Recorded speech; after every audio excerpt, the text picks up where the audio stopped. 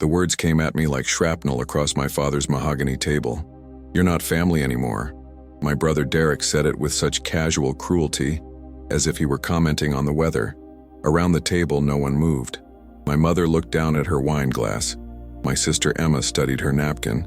My father, the man who raised me, taught me to ride a bike, to shake hands firmly, to never back down, said nothing at all, just stared at me with those pale blue eyes that had once held warmth, now cold as January frost. I had driven 4 hours to be here, 4 hours through rain and construction traffic, rehearsing what I might say, how I might bridge the gap that had opened between us over the past 3 years.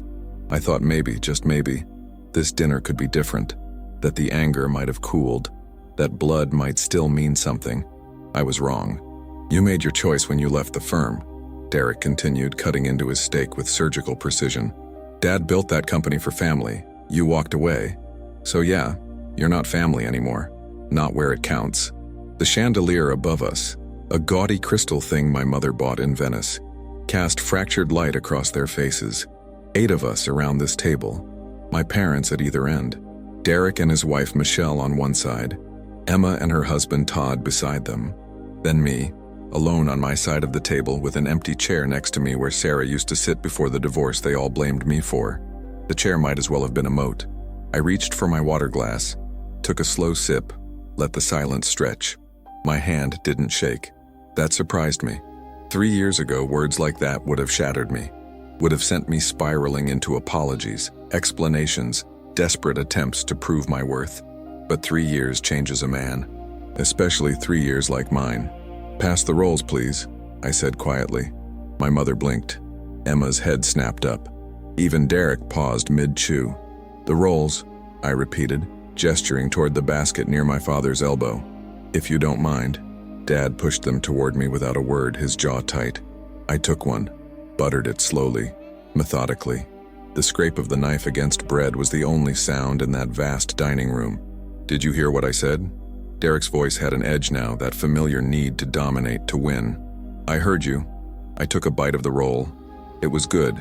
My mother always did make excellent rolls. "I just don't think it requires a response." "You arrogant..." "Derek." My father's voice still commanding at 72. Enough. But it wasn't enough.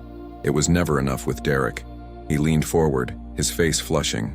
"You know what your problem is, little brother? You always thought you were better than us, too good for the family business, too good for Dad's legacy. You wanted to go play hero, save the world with your little non-profit projects, your community development fantasies. And where did it get you? Divorced, broke, crawling back here for what? Handouts?" I set down my roll, folded my napkin. The rain outside had intensified, drumming against the tall windows that overlooked the garden where we used to play as kids. Before money complicated everything. Before Dad's company grew from a small construction firm into a regional empire. Before inheritance became a weapon. "I didn't come here for money," I said. "Then why did you come?" Emma spoke for the first time, her voice soft but pointed. "You haven't returned Mom's calls in 6 months. You missed Dad's birthday. You missed my daughter's baptism. And now you just show up expecting what, forgiveness?" She wasn't wrong. I had disappeared into my work, into the wreckage of my marriage, into the consuming mission of building something that mattered more than profit margins. I had missed things, important things, but they had missed things too, like asking why I left, like wondering if their version of success was the only version that mattered. "I came because Dad asked me to." I looked at him directly. "You called me 2 weeks ago. You said it was time we talked, so I'm here, I'm talking." My father's expression didn't change, but something flickered in his eyes. Recognition, maybe, or regret. He cleared his throat. "I did call you. I wanted..." He stopped, glanced at Derek, then back to me. "I wanted to discuss the estate. Your mother and I have been reviewing our plans. Given your choices, we thought it best to clarify certain things." There it was, the real reason for this dinner. Not reconciliation, clarification, which was a polite word for exclusion. "You're cutting me out," I said. Not a question. "We're being realistic," my mother said, her voice tight. "Derek has been running the company for 5 years. Emma is on the board. You haven't been involved in any family business in 3 years, 4 months," I supplied. Since the day I told Dad I couldn't be part of a company that displaced low-income families to build luxury condos. Since I said I wanted to build something instead of just profit from demolition. Here we go, Derek muttered. The moral superiority speech. It's not about superiority. It's about conscience. Conscience doesn't pay bills, my father said flatly. Conscience doesn't build legacies. I gave you every opportunity, son, every advantage. And you threw it away for what? To play savior in neighborhoods that were going to be developed anyway? You think you changed anything? The question hung in the air like smoke. Did I think I changed anything? 3 years of 18-hour days, 3 years of grant applications and city council meetings and fighting for every inch of progress. 3 years of watching my marriage crumble because Sarah couldn't understand why I'd give up a 6-figure salary to chase something as intangible as purpose. 3 years of silence from my family, of holidays spent alone, of wondering if I'd made a catastrophic mistake. I don't know, I said honestly. Maybe I didn't change anything. Maybe I was naive, but at least I tried. Trying doesn't matter if you fail, Derek said. And you did fail. Your nonprofit is what? Barely surviving? You're living in a 1-bedroom apartment in a neighborhood you used to build in. You drive a car that's older than my son. You have nothing to show for your principles except pride. And pride, little brother, is a poor inheritance. He wasn't wrong about the apartment, or the car, or the financial reality of the past 3 years.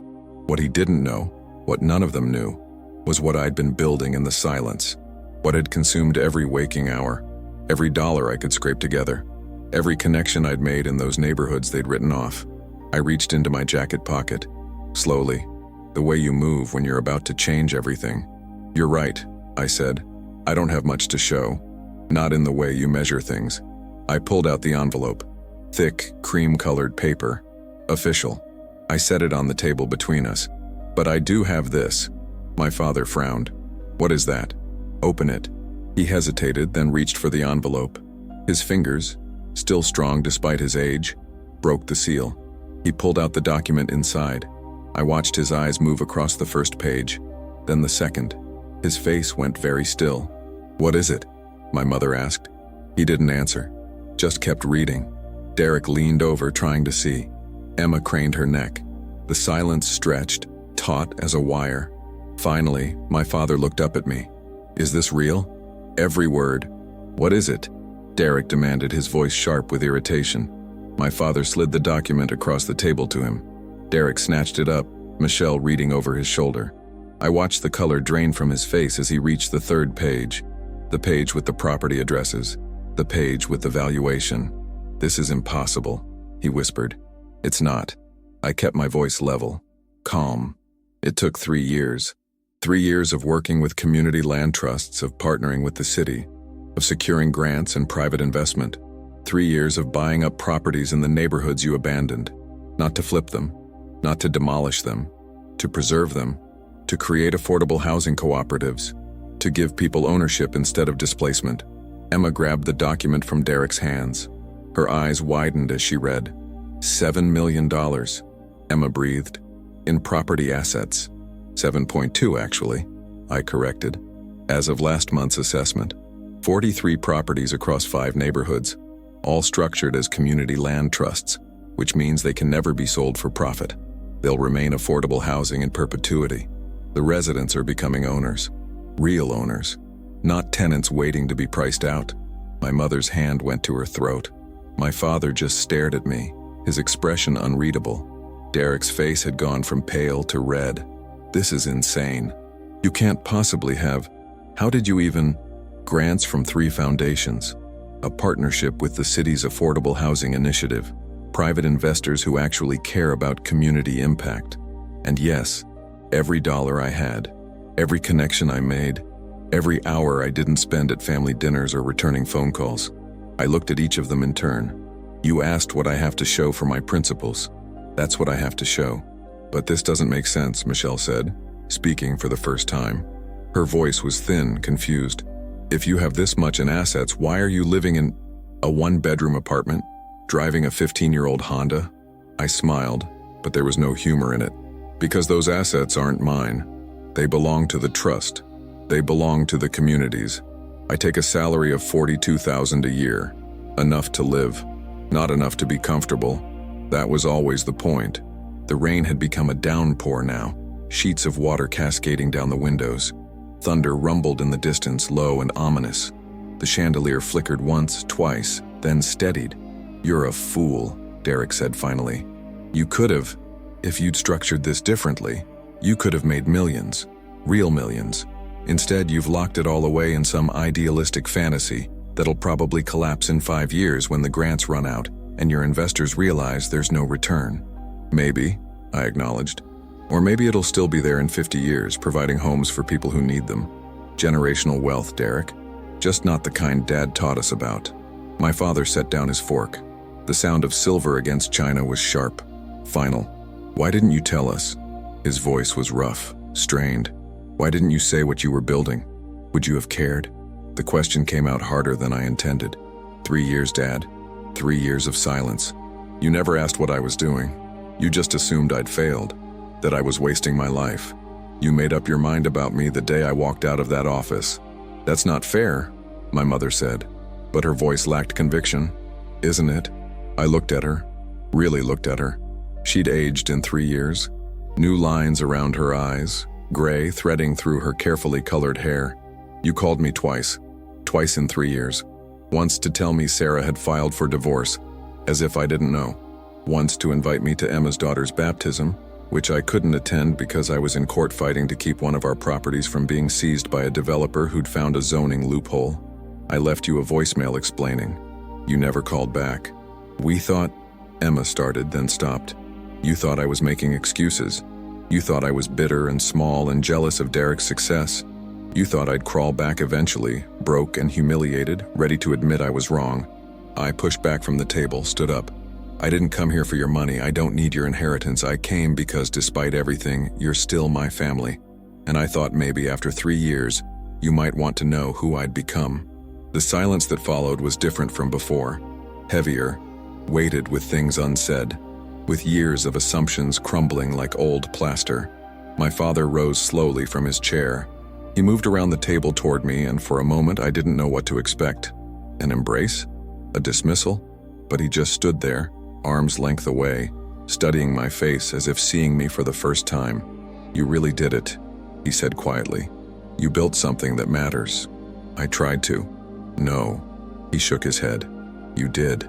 Whether it lasts or not, whether it succeeds or fails, you did it. You took a stand. You built something with your own hands, your own vision." His voice cracked slightly. "I taught you to be strong. I didn't teach you to be brave. There's a difference." Derek made a sound. Disgust or disbelief, I couldn't tell. "So what? We're supposed to applaud him now? Give him a medal for being noble?" He still walked away from us, from the family, from everything we built together. "We didn't build it together," I said, turning to face him. "You built it. You and Dad. And that's fine. That's your legacy. But it was never mine. I tried to make it mine. For years I tried. But every demolished building, every displaced family, every profit margin that mattered more than people, it hollowed me out. I couldn't be that person. I couldn't build my life on other people's losses. So you judge us instead," Derek shot back. "You stand there with your moral high ground and your $7 million in charity properties, and you judge us for being successful in the real world. I don't judge you.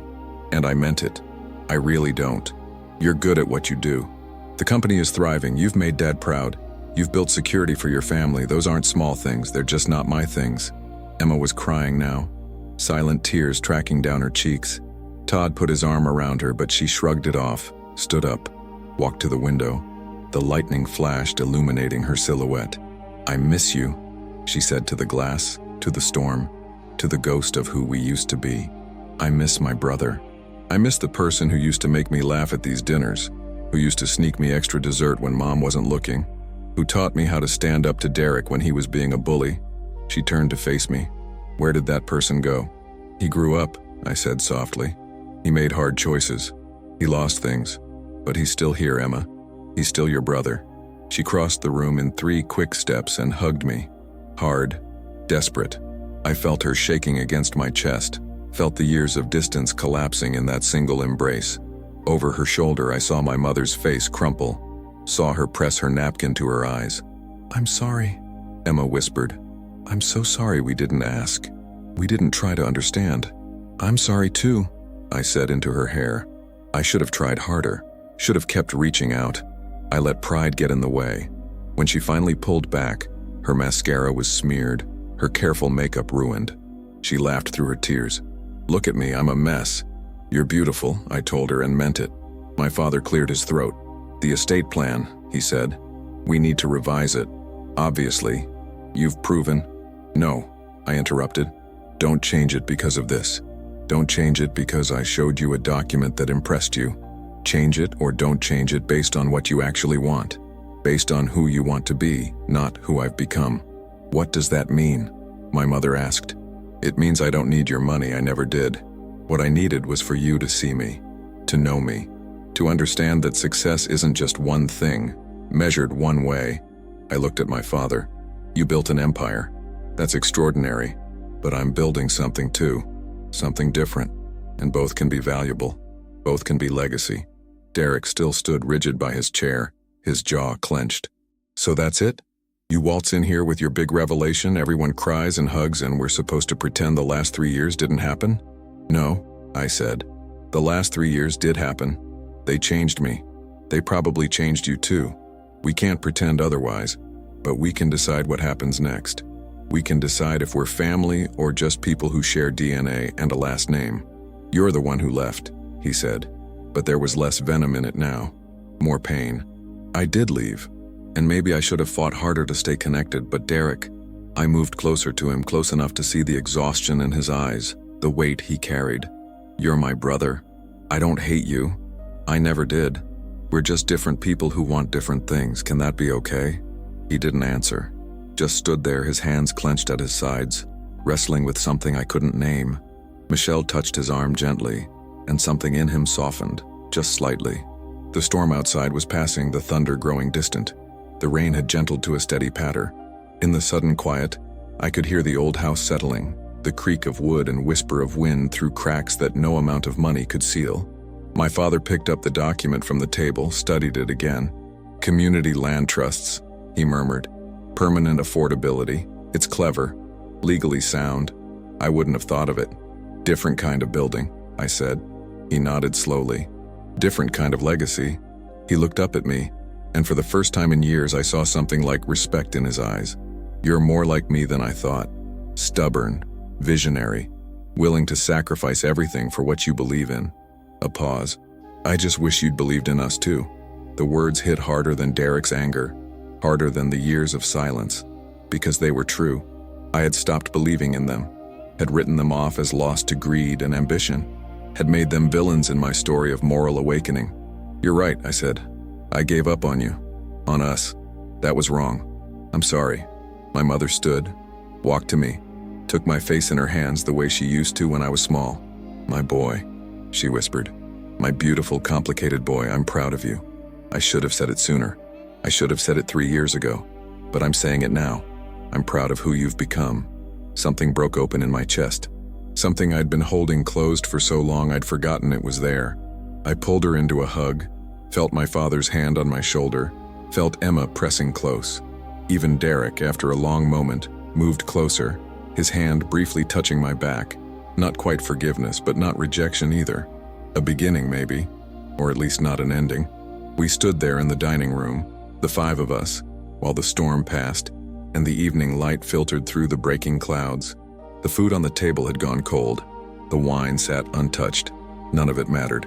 Stay, my mother said. Please stay. We have so much to talk about. So much lost time.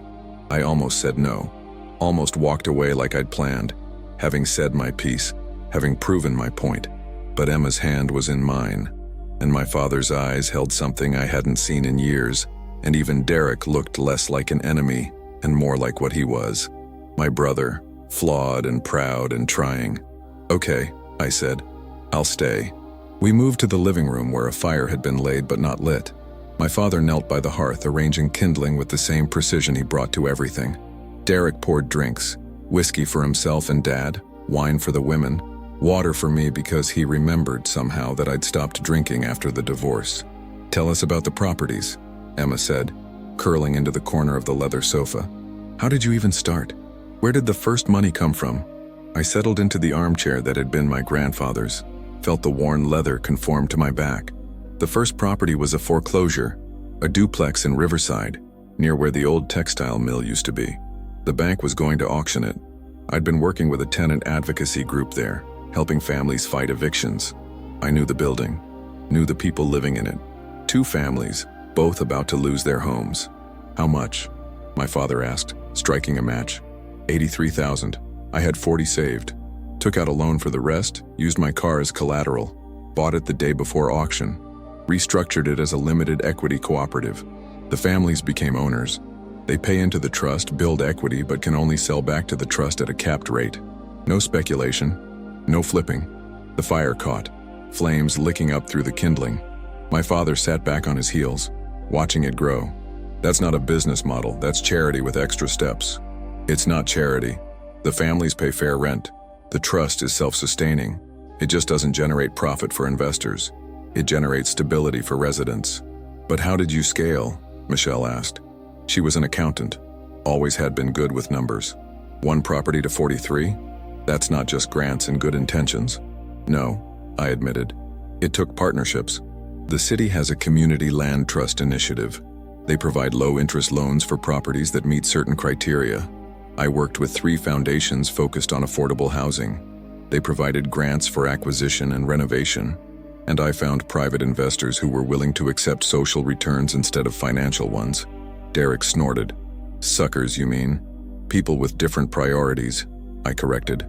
A retired teacher who inherited money and wanted it to do good. A tech entrepreneur who made his fortune and felt guilty about gentrification. A church coalition that saw housing as ministry. They exist, Derek. People who measure success differently than we were taught. We were taught to measure success by results, my father said, still staring at the fire. By building things that last. By providing for family. He turned to look at me. You did that. You built something that lasts. You just didn't provide for your family while doing it. I couldn't do both, I said simply. Not the way I was doing it. Every dollar went back into the trust. Every hour went into the work. Sarah understood that at first. She believed in it. But after a year of ramen dinners and no vacations and me falling asleep at the kitchen table over grant applications, she stopped believing. Or maybe she just got tired of being married to a mission instead of a man. My mother's face softened with pain. You should have told us. We could have helped. We could have what, Mom? Written a check? That would have defeated the purpose. I needed to prove it could be done without family money, without the Thornton name opening doors. I needed to know it was real. Pride, Derek muttered. Just pride. Maybe, I acknowledged. Or maybe integrity. The line between them is thinner than you think. Emma leaned forward. Do you regret it? The divorce? The isolation? The years of struggling? I thought about that. Really thought about it. About Sarah's face the day she left. Equal parts anger and sorrow. About holidays spent alone in my apartment, listening to other families celebrate through thin walls. About the weight of doubt at 3 a.m, wondering if I'd destroyed my life for nothing. I regret the pain I caused, I said finally. I regret that Sarah got caught in the blast radius of my convictions. I regret missing Emma's daughter growing up, missing moments with all of you. But the work itself? No, I don't regret that. Those 43 properties house 217 people. Families who would have been displaced, scattered, lost to the churn of development. They have homes now. Real homes. That matters. 217 people, my father repeated softly. You know the exact number. I know all their names too, know their stories. Know which kids are struggling in school, which parents are working 2 jobs, which elderly residents need help with stairs. That's the difference between what you do and what I do, Dad. You build for profit. I build for people. Neither is wrong. They're just different. The fire had grown strong now, filling the room with warmth and dancing light. Outside, the last of the storm clouds were breaking apart, revealing stars. The old grandfather clock in the corner chimed 9 times, each note resonating through the house. The estate plan, my father said again. I want to revise it. Not because you impressed me tonight, though you did, but because I was wrong. I was angry when you left, felt betrayed. Like you were rejecting everything I'd built, everything I stood for. So I wrote you out. Told myself it was about business, about rewarding loyalty, but it was really about hurt, about pride. He looked at Derek. My pride, not his. Derek's jaw tightened. So what, you're going to split everything 3 ways now? Give him 1/3 of the company he abandoned? No, I said before my father could answer. I don't want the company, Derek. I never did. That's yours. You earned it. You and Dad built it into what it is now. I'm not trying to take that from you. Then what do you want? Derek demanded. Why show us that document? Why come here tonight if not to stake some claim? I came because Dad asked me to. And I showed you the document because you said I had nothing. You said I failed. I needed you to know that wasn't true. That I built something real, something that matters. Not for money, for proof, for myself. I paused. And maybe for you too. Maybe I needed you to see that there's more than one way to be successful. More than one way to make Dad proud.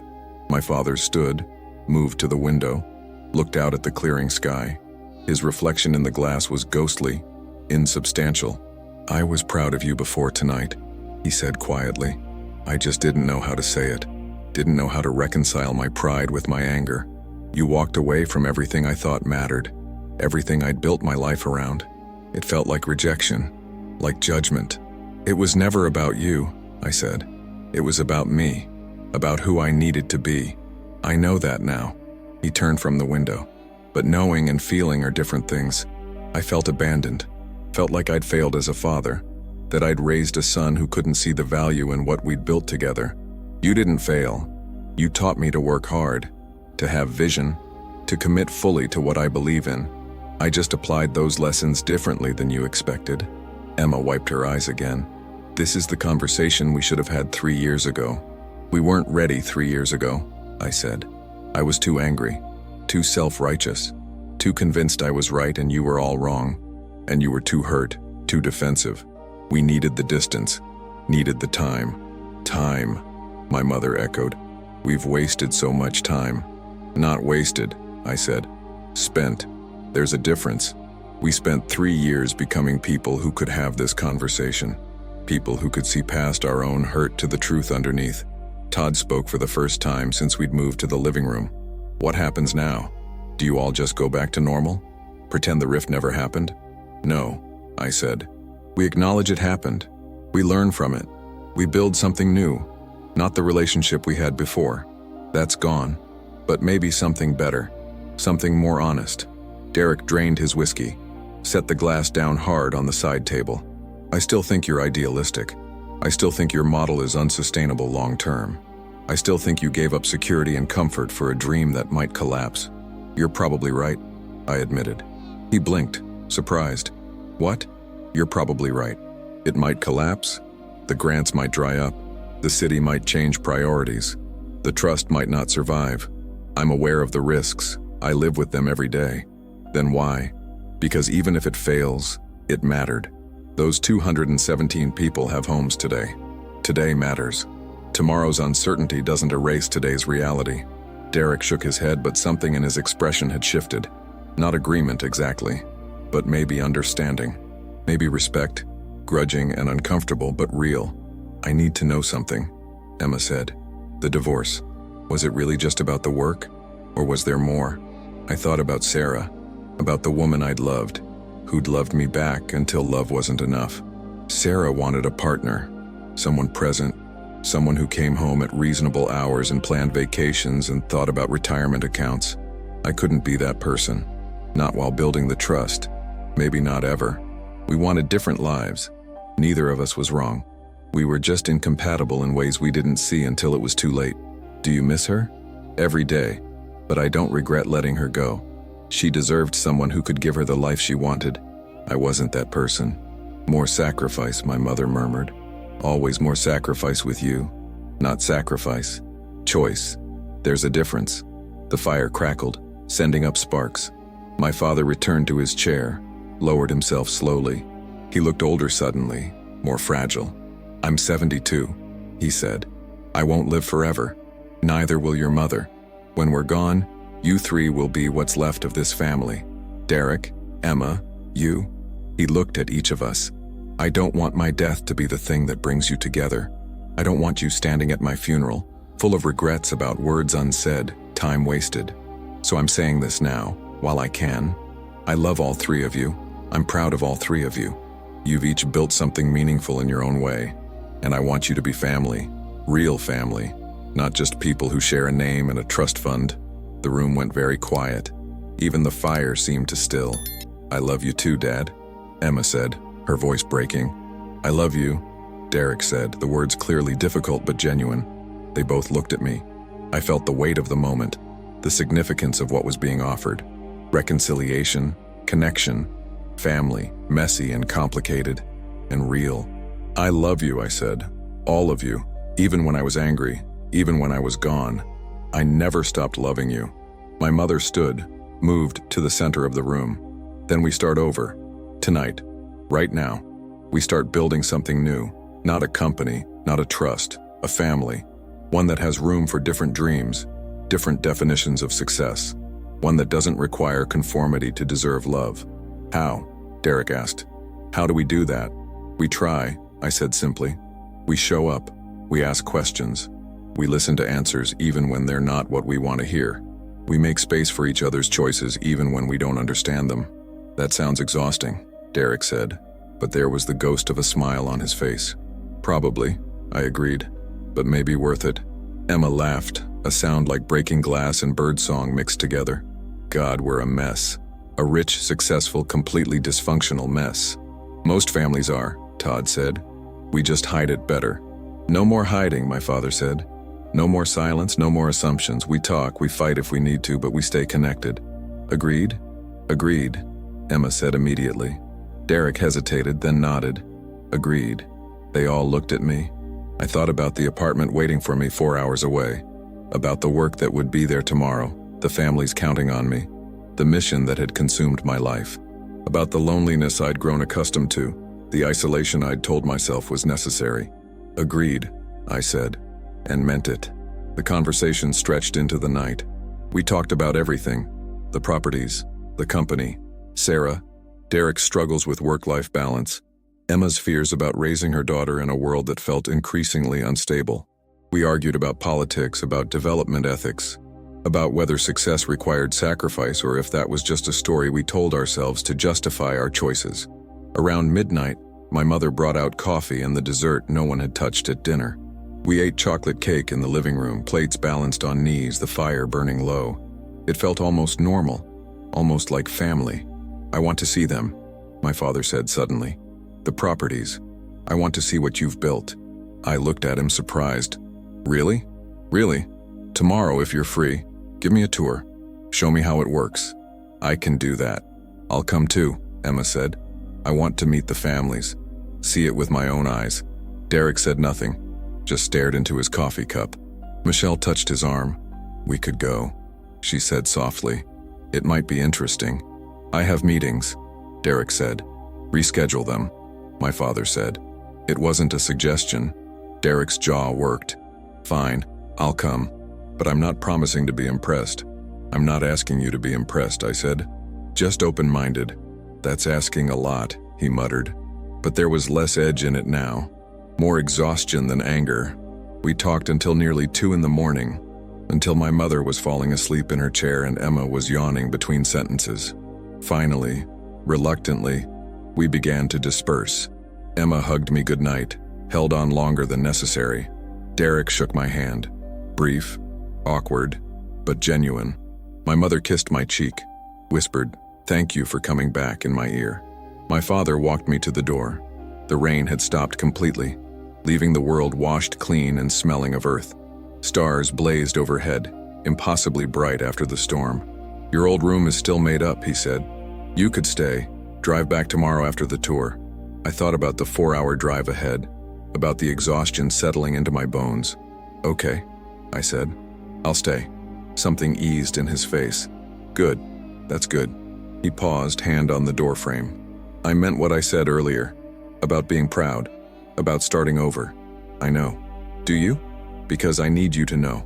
I need you to understand that even when I was angry, even when I cut you out of the will, even when I didn't call, I was proud. I just didn't know how to hold both things at once. The pride and the hurt. I understand," I said. I felt the same way. proud of what I was building, hurt that you couldn't see it. Couldn't see me. I see you now. His voice was rough with emotion. I see you, son, and what I see is remarkable. We stood there in the doorway, the night air cool against our faces, years of distance collapsing into this single moment of understanding. Then he pulled me into a hug, fierce, tight, desperate. I hugged him back, felt him shaking slightly, felt the weight of everything unsaid finally finding release. I love you, he said into my shoulder. I love you too, Dad. When we finally pulled apart, both our eyes were wet. He cleared his throat, looked away, composed himself with visible effort. Get some sleep. Tomorrow's a big day. It is, I agreed. I climbed the stairs to my old room, found it exactly as I'd left it 3 years ago. The same posters on the walls, the same books on the shelves, the same quilt my grandmother had made spread across the bed. It was like walking into a museum of my former self. I sat on the edge of the bed, pulled out my phone. 3 missed calls from my assistant director, 2 emails marked urgent, a text from one of the tenant organizers about a plumbing issue in the Riverside property. The work never stopped. The mission never paused. But tonight, just for tonight, it could wait. I set the phone aside, lay back on the bed, stared at the ceiling where glow-in-the-dark stars still clung from my childhood. They barely glowed anymore, faint ghosts of what they'd been, but they were still there, still holding on, like family, I thought, faded but persistent, damaged but not destroyed. I closed my eyes and for the first time in 3 years, fell asleep in my father's house feeling like I belonged there. Morning came soft and golden, light filtering through curtains I'd forgotten were blue. I woke to the smell of coffee and bacon, sounds of movement downstairs. For a moment I was 17 again, home from college, the world still full of possibility and uncomplicated choices. Then I remembered everything. The dinner, the document, the conversation that had stretched into the night, the tentative peace we'd built from the wreckage of 3 years' silence. I showered, dressed in the same clothes from yesterday, jeans and a button-down that had seen better days. Downstairs I found my mother at the stove, my father reading the paper at the kitchen table. It was so achingly normal it hurt. "Morning," I said. My mother turned, smiled. "Good morning, sweetheart. Coffee? Please." She poured me a cup, added cream the way I liked it. Remembered after 3 years. Small things. They mattered. Derek and Michelle arrived at 9. Emma and Todd shortly after. We piled into 2 cars. My father insisted on driving, wanted to see the neighborhoods himself. Derek rode with him. I drove my Honda, Emma and Michelle as passengers, following Dad's Mercedes through streets I knew by heart. The first property was the duplex in Riverside, the one that started everything. I parked on the street, felt my stomach tighten with unexpected nervousness. This was my world, my work, my people, and I was about to show it to theirs. "It doesn't look like much," Derek said, getting out of the Mercedes. He wasn't wrong. The building was old, the paint fading, the yard more weeds than grass, but the windows were intact, the roof was sound, and flowers grew in pots on both porches. "It's not supposed to look like much," I said. "It's supposed to be affordable." Maria Gonzalez came out onto the upper porch, wiping her hands on a dish towel. She was 43, mother of 2, worked as a nurse at the county hospital. When I'd bought the building, she'd been 3 weeks from eviction. "Marcus," she waved, started down the stairs. "I didn't know you were coming today." "Surprise visit," I said. "Maria, this is my family. My father, James, my brother Derek, his wife Michelle, my sister Emma and her husband Todd, my mother, Catherine." Maria's eyes widened slightly. She knew the Thornton name, knew what it meant in this city, but she recovered quickly, extended her hand. "Nice to meet you all. Marcus has told me a lot about you." "He's told us about you too," my mother said warmly. "About your family, your work at the hospital." Maria smiled, surprised and pleased. "Would you like to come in? See the place?" We followed her up the stairs, crowded into her small living room. It was clean, carefully maintained, full of life. Children's drawings on the refrigerator, family photos on the walls, the smell of something baking in the oven. "We've been here almost 3 years now," Maria said, "since Marcus bought the building. Before that, we moved 6 times in 4 years, always getting priced out, always scrambling to find something we could afford. This is the first place that's felt like home. The first place where I don't wake up every morning afraid we'll have to leave." My father walked slowly through the small space, taking it in. He stopped at the window, looked out at the neighborhood. "What do you pay in rent?" $800 a month, Maria said. "And we're building equity. When my kids are grown, when we're ready to move, we can sell our share back to the trust. Not for profit, but we'll get back what we put in. It's security. Real security." $800, Derek repeated. "For a 2-bedroom? 1.5 bath, updated kitchen, new water heater last year," I added. "Below market rate, but sustainable for the trust." "It's a gift," Maria said simply. "A chance. My daughter wants to be a doctor. My son wants to be an engineer. They can dream those dreams because we're not drowning in rent, because we have stability." My mother's eyes were wet again. Emma was openly crying. Even Derek looked moved, though he was trying to hide it. We visited 4 more properties that morning. Met Mrs. Chen, 78, who'd lived in the same neighborhood for 50 years and thought she'd die homeless when her building was sold to developers. Met the Johnsons, a young couple with a baby, both working full-time but unable to afford market-rate rent. Met Carlos, a veteran with PTSD who needed stability more than anything, who'd found it in a small studio that cost less than his disability check. Each story was different. Each person was different. But the thread connecting them was the same. They'd been falling, and someone had caught them. The trust had caught them. I had caught them. By the time we reached the 5th property, my father had stopped asking questions about finances and started asking questions about people, their names, their stories, their dreams. He took notes in a small leather notebook he always carried, his handwriting precise and careful. Derek was quieter, more withdrawn, but I caught him watching the children playing in a shared courtyard, saw something shift in his expression when a little girl waved at him and he waved back. We stopped for lunch at a small Mexican restaurant in one of the neighborhoods. The owner, Rosa, knew me, brought extra chips and salsa without being asked. We crowded around 2 tables pushed together, eating tacos and talking about what we'd seen. "I had no idea," Emma said. "I mean, I knew housing was expensive, I knew people struggled, but seeing it, seeing their faces, hearing their stories, it's different. It's real," I said. "That's the difference between data and people, between profit margins and lives." My father set down his taco, looked at me directly. "You said last night that I build for profit and you build for people. I think I understand now what you meant, but I also think you're wrong about something." "What's that?" "You think what I do doesn't matter.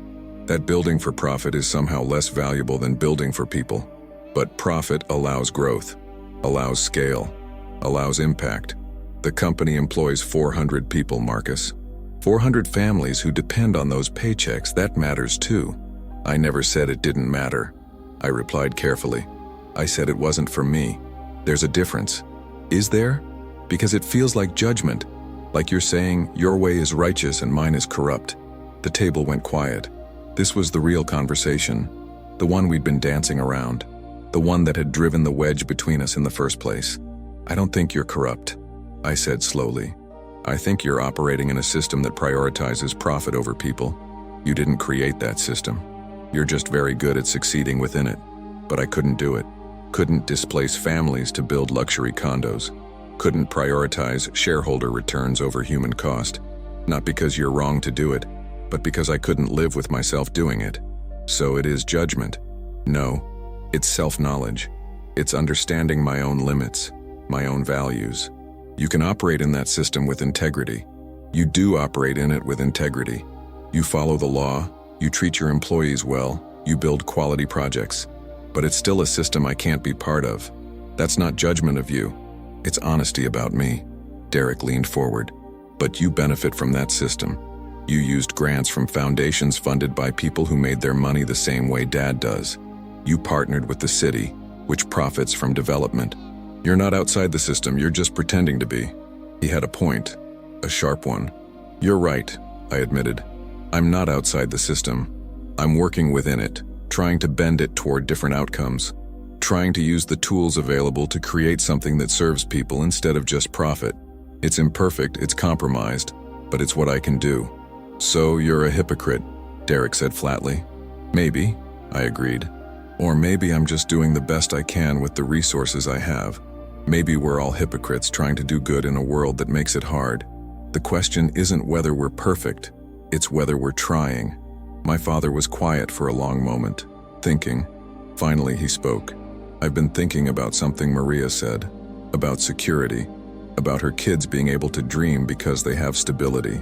The company provides paychecks, benefits, retirement plans, but it doesn't provide that kind of security, that sense of home, of permanence. Maybe there's room for both. Maybe there's a way to build that incorporates what you're doing with what we're doing." I looked at him, surprised. "What do you mean?" "I mean partnership. The company has resources, capital, expertise. You have vision, experience, relationships with communities. What if we work together? Not you joining the company, I understand that's not who you are, but collaboration. The company could fund trust properties as part of our developments, could set aside units for affordable housing, could build in a way that serves both profit and people." Derek's head snapped up. "Dad, that would cut into margins.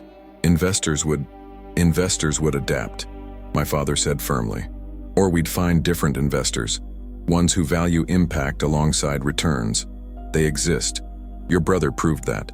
"It's not that simple," I said. "The trust has specific structures, specific requirements. It's not just about setting aside units, it's about community ownership, long-term affordability, resident control." "Then teach us," my father said. "Teach us how it works. Help us figure out how to integrate it. You said last night we should build something new. Maybe this is it.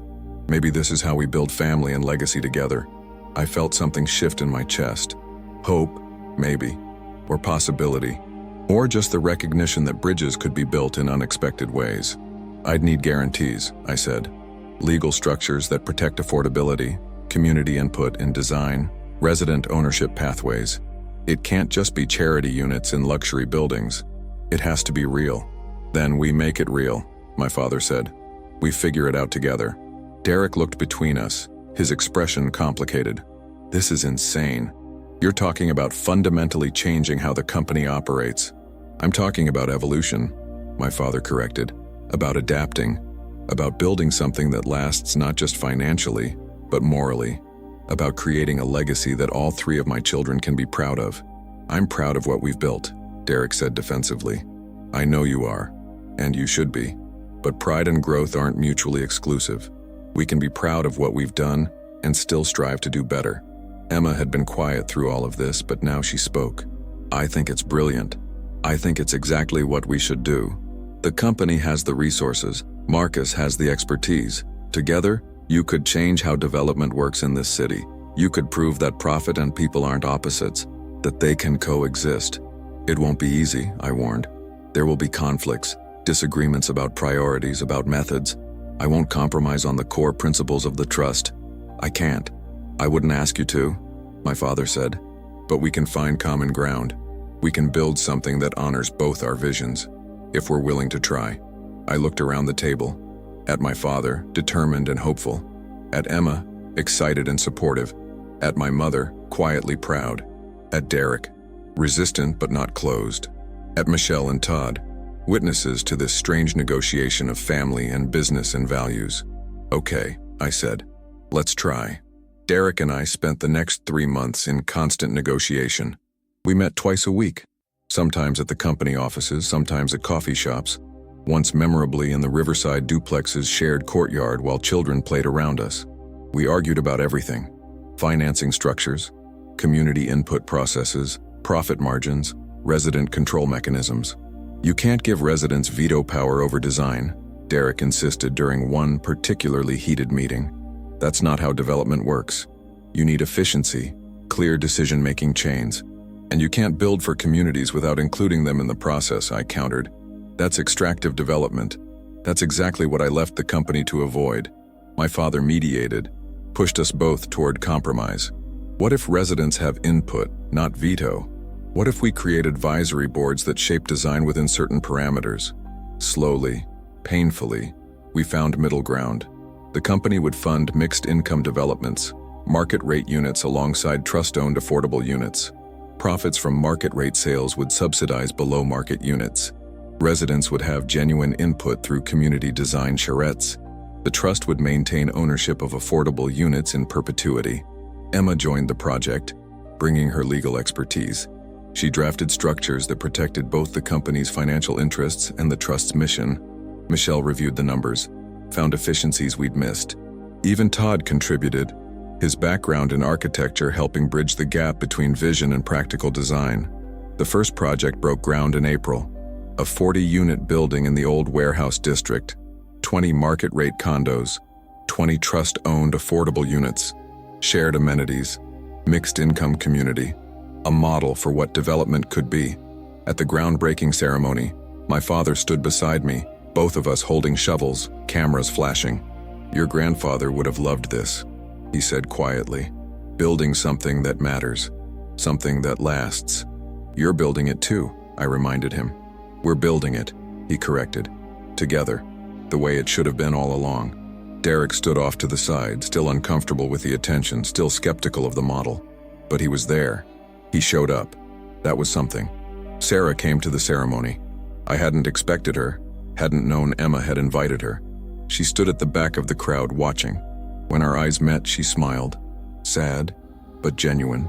After the speeches, after the photos, she approached. "Congratulations," she said. "This is amazing. Everything you dreamed about. Thank you for coming. Emma thought I should see it, see what you built." She paused. "I'm sorry I couldn't be part of it. Sorry I couldn't understand what you needed to do. You don't need to apologize. We wanted different things. That's not anyone's fault. I know. But I'm still sorry. Sorry we couldn't find a way to want the same things." She looked at the construction site, at the future taking shape. "You were right, though. About this mattering. About it being worth the sacrifice. It cost us our marriage. I'm not sure anything is worth that. Maybe not. But you couldn't have been who I needed and still done this. And I couldn't have been who you needed without resenting it. So maybe it was inevitable. Maybe we were always going to break against this." We stood together in silence, mourning what we'd lost, acknowledging what we'd become. Then she hugged me, brief, bittersweet, and walked away. I watched her go, felt the familiar ache, let it wash through me without trying to hold on. Emma appeared at my elbow. "You okay?" "Yeah, I'm okay. She's dating someone. Did you know?" "No, but I'm glad. She deserves happiness. So do you." I looked at my sister, at the concern in her eyes. "I am happy. Maybe not in the way I expected, but happy." The building was completed in November. We held an open house, invited the neighborhood, showed off what we'd built together. The market rate units sold quickly. Young professionals drawn to the area's revitalization, to the building's modern design. The affordable units filled just as fast. Families from the waiting list, people who'd been searching for stability, for home. Maria Gonzalez's daughter got accepted to medical school. Mrs. Chen's grandson graduated college, the first in their family. Carlos started a support group for veterans in the building's community room. Small victories. Individual lives changed. It wasn't solving systemic problems, but it was something. It was real. My father's health began declining in December. Nothing dramatic, just the slow erosion of age. He moved slower, tired more easily, spent more time in his chair by the fire. But he came to every board meeting, every community event, every milestone. He wanted to see what we'd built, wanted to know it would continue after he was gone. "I'm changing the will," he told me one evening. We were in his study, the room where he'd built his empire, made his fortune. "Splitting the company 3 ways. Derek gets operational control, he's earned that. But you and Emma get equal shares, equal say and direction. Dad, I know you don't want it, but you need it. The company needs it. Derek needs it even if he doesn't know it yet. He needs you to keep pushing him, challenging him, reminding him that profit isn't the only measure of success. And you need him to keep you grounded, practical, focused on sustainability. You balance each other. That's what family does. What if we can't make it work? What if we just fight? Then you fight. But you fight together, as family, with love underneath the conflict. That's better than silence, better than distance, better than what we had for 3 years." He was right. He was always right about the important things, even when I couldn't see it. The second mixed-income project broke ground in January, then a third in March. Other developers started paying attention, asking questions, exploring similar models. The city revised its affordable housing policies, incorporating elements of our approach. It wasn't revolution, but it was evolution. It was change. Derek and I still argued.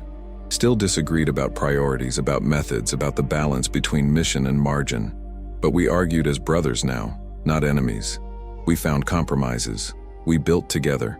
Emma became the bridge between us, the translator who could speak both languages, Derek's pragmatic business focus and my idealistic mission drive.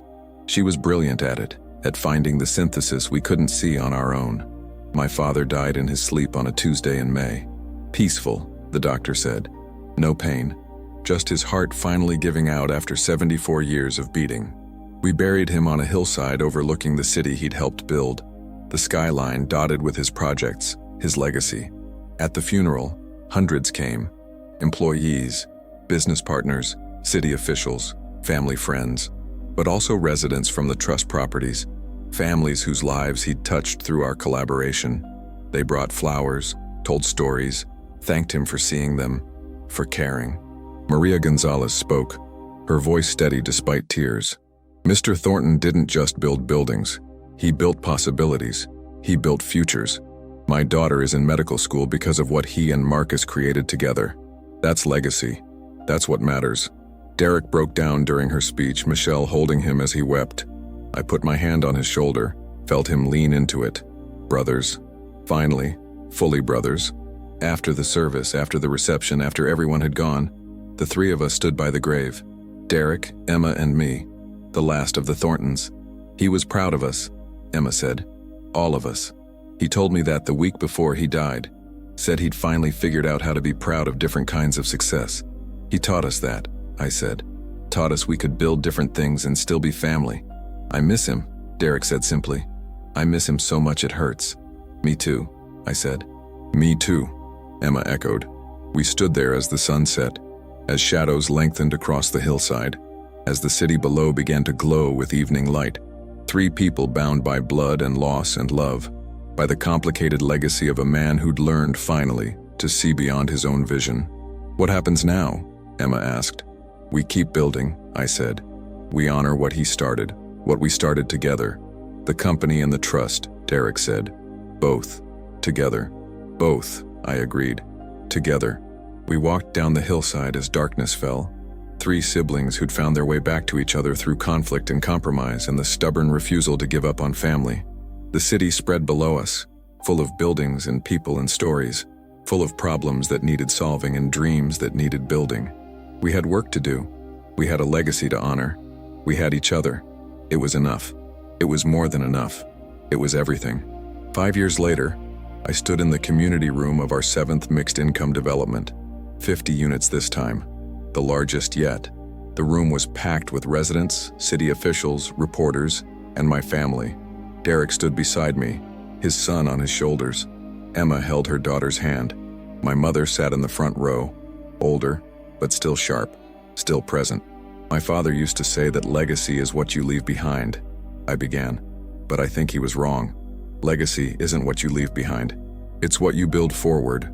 It's the lives you touch, the possibilities you create, the future you make possible for people you'll never meet. I looked around the room at the faces, young and old, diverse in every way, united by the simple need for home, for stability, for a chance. This building represents a partnership between profit and purpose, between business and mission, between what is and what could be. It represents my father's vision and my vision, synthesized into something neither of us could have built alone. It represents family, messy, complicated, beautiful family, working together despite differences because of differences, to create something that matters. Maria's daughter was there, home from medical school for the opening. Mrs. Chen sat beside her grandson, who now worked as an engineer for the city. Carlos stood in the back, surrounded by veterans from his support group. Lives changed, futures altered, not by grand gestures or revolutionary acts, but by steady, persistent, collaborative building. My father taught me that success requires sacrifice, I continued. But he also taught me, in the end, that sacrifice doesn't have to mean isolation, that you can pursue your mission and keep your family, that different dreams can coexist, can even strengthen each other. That's his real legacy, not the buildings, not the company, but the understanding that we're better together than apart. Derek squeezed my shoulder. Emma smiled through tears. My mother nodded, proud and sad and grateful all at once. So this building isn't just housing, I concluded. It's proof. Proof that we can build differently, that profit and people aren't enemies, that family can survive disagreement. That legacy is what we make it, together. The applause was thunderous, but I barely heard it. I was looking at my brother, my sister, my mother, at the family I'd almost lost, that I'd fought to keep, that I'd learned to build with instead of apart from. We'd started with a dinner table and harsh words and years of silence. We'd built our way back through conflict and compromise and the stubborn refusal to give up on each other. We'd created something new, not perfect, never perfect, but real and meaningful and lasting. That night, after the ceremony, after the celebration, I drove through the city, past the properties we'd built, the families we'd housed, the lives we'd touched, past the company headquarters where Derek still worked 18-hour days, building his version of legacy, past Emma's house where she was raising her daughter to believe in possibility, past my mother's home where my father's chair still sat by the fire, empty but not forgotten. I ended up at the cemetery, at my father's grave. The stone was simple, elegant. His name, his dates, and the words we'd chosen together before he died. He built with vision. He learned with humility. He loved with everything. "We did it, Dad," I said to the stone, to the memory, to the man who'd shaped me in ways I was still discovering. We built something that matters, something that lasts, something that's both yours and mine and ours. The wind rustled through